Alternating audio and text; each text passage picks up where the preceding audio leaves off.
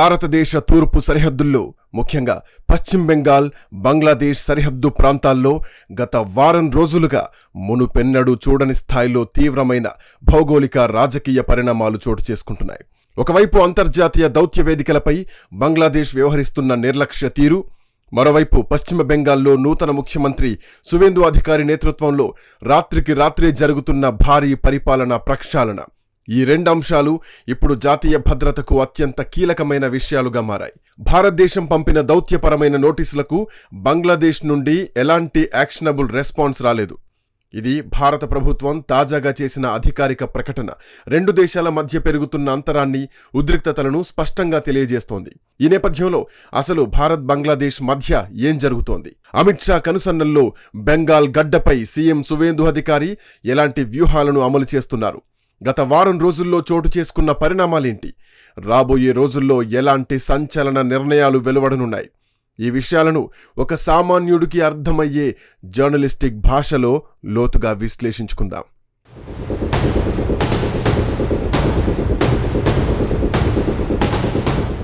సాధారణంగా రెండు పొరుగు దేశాల మధ్య ఏదైనా సమస్య ఉన్నప్పుడు దౌత్య మార్గాల ద్వారా డిప్లొమాటిక్ నోట్స్ పంపుకుంటారు. గత కొంతకాలంగా బంగ్లాదేశ్ భూభాగం గుండా భారతదేశంలోకి, ముఖ్యంగా పశ్చిమ బెంగాల్లోకి అక్రమంగా చొరబాట్లు తీవ్రమయ్యాయి. బంగ్లాదేశీయులు, మయన్మార్ నుండొచ్చిన రోహింగ్యాలు సరిహద్దులు దాటి అక్రమంగా ప్రవేశించి బెంగాల్లోని స్థానిక జనాభాలో కలిసిపోతున్నారు. దీనికి తోడు సరిహద్దుల గుండా డ్రగ్స్ స్మగ్లింగ్, నకిలీ కరెన్సీ రవాణా, జాతి వ్యతిరేక శక్తుల కార్యకలాపాలు పెరిగిపోయాయి.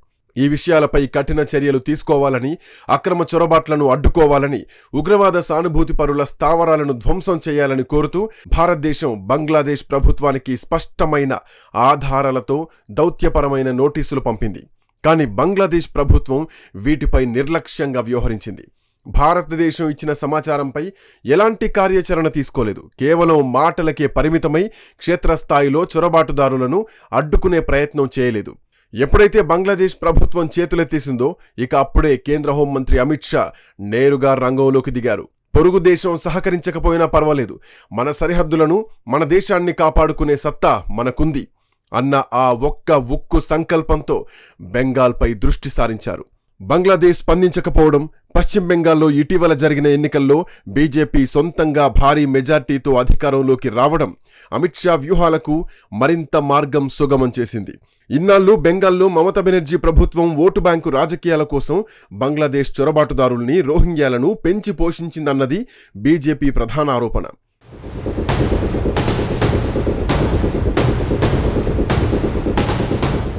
ఇప్పుడు డబుల్ ఇంజన్ సర్కార్ ఏర్పడ్డంతో గత వారం రోజులుగా బెంగాల్లో చకచక పరిణామాలు మారుతున్నాయి. కేంద్ర ప్రభుత్వం ఇచ్చిన ఆదేశాలను అమలు చేయడానికి సరికొత్తగా ముఖ్యమంత్రి సువేందు అధికారి రాత్రికి రాత్రే భారీ పరిపాలనా మార్పులకు శ్రీకారం చుట్టారు. సీఎం సువేందు అధికారి బాధ్యతలు చేపట్టిన కేవలం 24 గంటల్లోనే అర్ధరాత్రి సంచలన నిర్ణయం తీసుకున్నారు. ఏకంగా 40 మందికి పైగా ఐపీఎస్ అధికారులు, జిల్లా కలెక్టర్లను మూకుమ్మడిగా బదిలీ చేశారు. ఇది కేవలం సాధారణ ట్రాన్స్ఫర్ ప్రక్రియ కాదు, ఇది రాష్ట్ర పరిపాలనా వ్యవస్థలో భారీ ప్రక్షాళన ప్రారంభమైందనడానికి స్పష్టమైన సంకేతం. ఇన్నాళ్లు అధికార పార్టీకి వత్తాసు పలికిన, సరిహద్దు చొరబాటుదారులను చూసి చూడనట్లు వదిలేసిన అధికారుల్ని పక్కనబెట్టి డైనమిక్, సిన్సియర్ అధికారులకు కీలక బాధ్యతలు అప్పగించారు. పశ్చిమ బెంగాల్ రాజకీయాల్లో ఇంత వేగంగా పరిస్థితులు మారడం బహుశా ఇదే ఫస్ట్ టైం.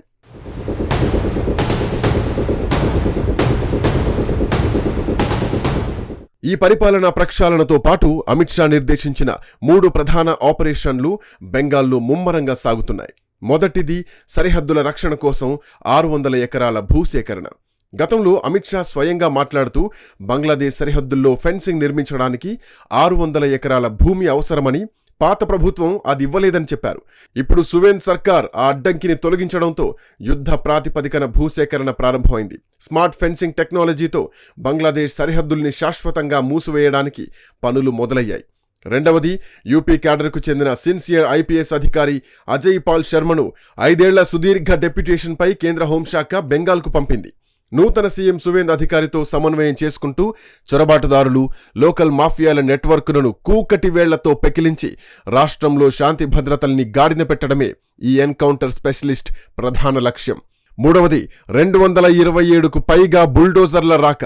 అక్రమంగా దేశంలోకి ప్రవేశించి బెంగాల్ భూములను కబ్జా చేసి నిర్మించుకున్న రోహింగ్యాలు చొరబాటుదారుల అక్రమ సామ్రాజ్యాలను నేలమట్టం చేయడానికి ఉత్తరప్రదేశ్లో బుల్డోజర్ సిస్టమ్ ప్రారంభమైంది.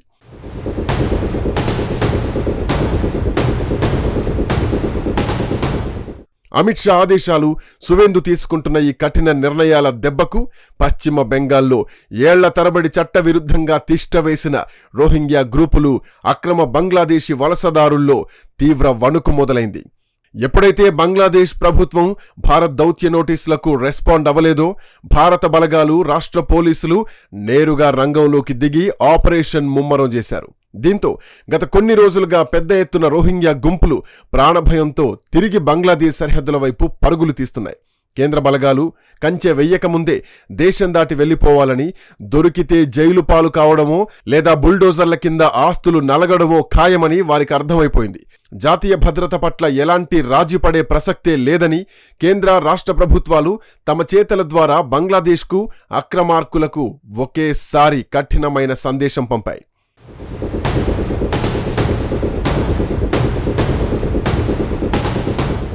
బంగ్లాదేశ్ దౌత్య వైఫల్యం, బెంగాల్ పరిణామాల నేపథ్యంలో రాబోయే రోజుల్లో కేంద్ర, రాష్ట్ర ప్రభుత్వాలు మరిన్ని సంచలన నిర్ణయాలు తీసుకోబోతున్నాయి. పశ్చిమ బెంగాల్లో పౌరసత్వ సవరణ చట్టం CAA, జాతీయ పౌర పట్టికను పక్కగా అమలు చేయనున్నారు. ఇంటింటి సర్వేల ద్వారా అసలైన భారతీయులు ఎవరు, చొరబాటుదారులు ఎవరు అని గుర్తించే ప్రక్రియను వేగవంతం చేస్తారు. నకిలీ ఆధార్ కార్డులు, రేషన్ కార్డులు సంపాదించిన వాళ్లను గుర్తించి కఠిన శిక్షలు విధిస్తారు.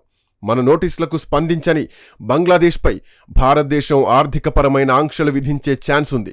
బంగ్లాదేశ్ ఆర్థిక వ్యవస్థ చాలా వరకు భారత్తో ముడిపడి ఉంటుంది. ఎందుకంటే మన వాణిజ్యం వారికి ముఖ్యం కాబట్టి. చొరబాటుదారుల్ని ఆపకపోతే వాణిజ్య సంబంధాలు తెంచుకుంటామని భారత్ కఠినంగా వ్యవహరించబోతోంది. IPS అజయ్ పాల్ శర్మ నేతృత్వంలో బెంగాల్ అంతటా ఉగ్రవాద నిరోధక దళాలను భారీగా మోహరించనున్నారు. మతపరమైన విద్వేషాలు రెచ్చగొట్టేవారిని, స్మగ్లర్లను అణిచివేసేందుకు ప్రత్యేక కోర్టులు ఏర్పాటు చేసి సత్వర న్యాయ విచారణ జరిగేలా చూస్తారు. సరిహద్దు జిల్లాల్లో హిందువుల జనాభా తగ్గిపోయి వలసదారుల జనాభా పెరిగిపోవడంపై కేంద్రం దృష్టి పెట్టింది. ఆ ప్రాంతాల్లో తిరిగి స్థానిక బెంగాలీలకు రక్షణ కల్పించి అక్రమంగా లాక్కున్న భూములను బుల్డోజర్తో క్లియర్ చేసి తిరిగి అసలైన లబ్ధిదారులకు అప్పగించే కార్యక్రమం మొదలు కానుంది.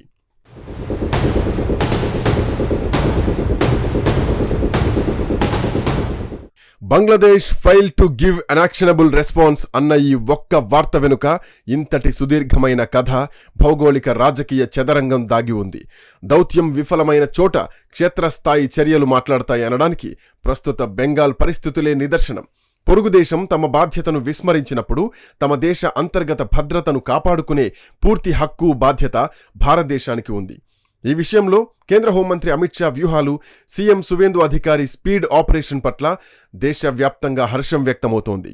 ఓటు బ్యాంకు రాజకీయాల కోసం దేశ భద్రతను తాకట్టు పెట్టిన శక్తులకు కాలం చెల్లింది. బెంగాల్ సరిహద్దులు ఇకపై చొరబాటుదారులకు స్వాగతం పలికే గేట్లు కావు, అక్రమార్కులను బంధించే ఇనుప కంచెలుగా మారబోతున్నాయి.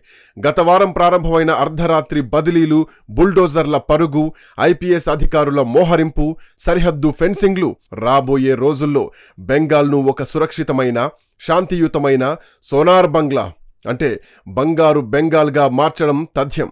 దేశ భద్రత విషయంలో నరేంద్ర మోదీ, అమిత్ షాల డబుల్ ఇంజన్ ప్రభుత్వం జీరో టాలరెన్స్తో ఎలా పనిచేస్తుందో చెప్పడానికి ఇదొక అద్భుతమైన ఉదాహరణ.